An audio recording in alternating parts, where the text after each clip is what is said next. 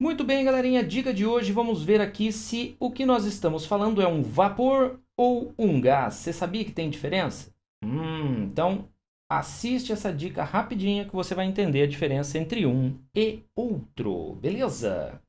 Pessoal, muitas vezes quando a gente está estudando lá o lance de mudanças de fases, né? Que a gente tem lá sólido para líquido, líquido para gasoso. E as voltas, gasoso para líquido e líquido para sólido.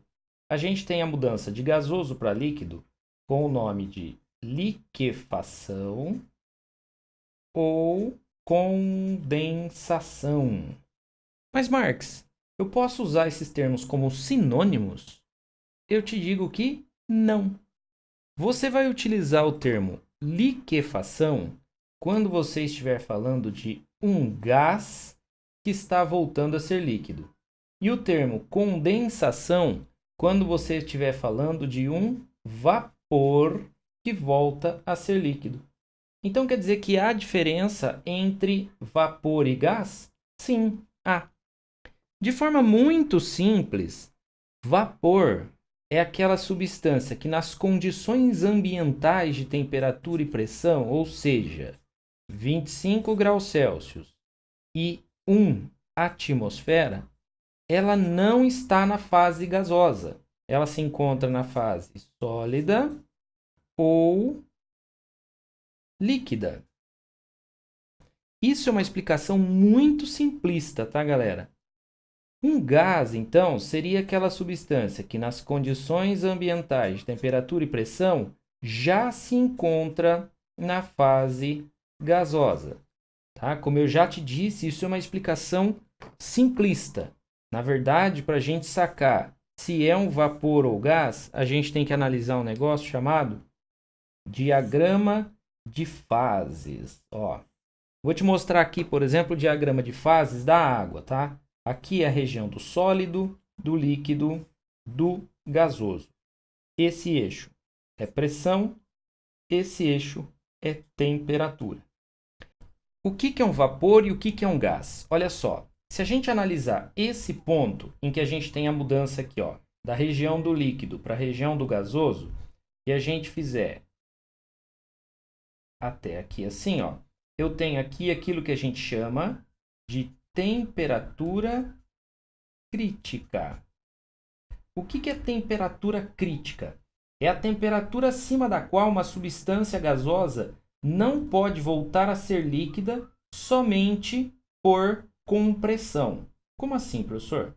Vamos considerar uma substância que esteja com esta pressão e essa temperatura. Tá? Então, ela tem essa temperatura T', essa pressão P'. Então, com essa pressão e essa temperatura, essa substância está na fase gasosa. Ele é um vapor ou é um gás, Marx? Olha só. Se eu fizer a compressão, o que significa isso? Aumentar a pressão do sistema. Sem mexer na temperatura, então eu vou estar subindo nesse eixo aqui, ó, sem mudar a temperatura, só subindo a pressão. Veja que aqui eu já passo para a parte do líquido.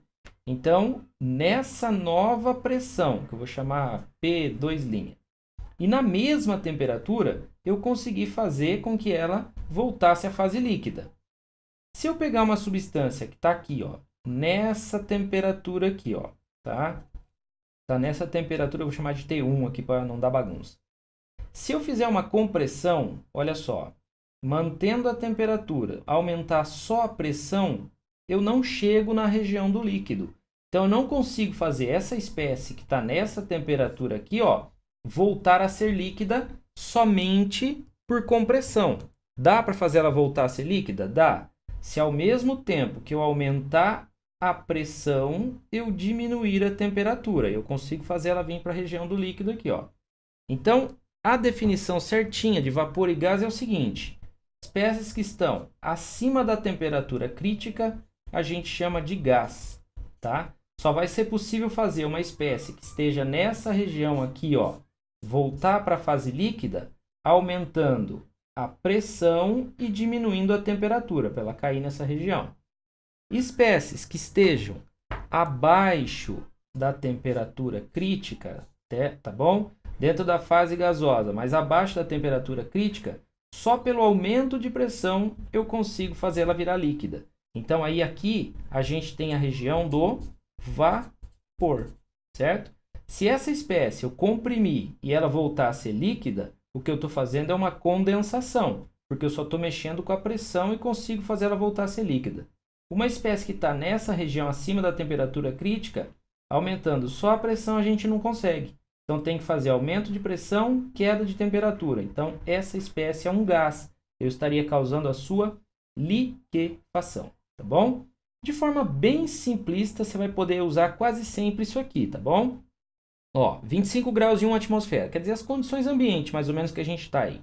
Se a substância é sólida ou líquida nessas condições, quando eu faço ela passar para a fase gasosa, aquilo é um vapor. Por exemplo, a água. A água é líquida nas condições ambiente. Quando eu forço ela, vou lá, coloco ela para aquecer e faço ela ir para a fase gasosa, o que eu estou fazendo é o vapor da água. Já o gás que a gente expira, por exemplo, CO2, a 25 graus e 1 atmosfera, ele já se encontra na fase gasosa. Por isso que a gente chama ele de gás carbônico, certo? Gás carbônico. Errei o acento ali. Belezeira?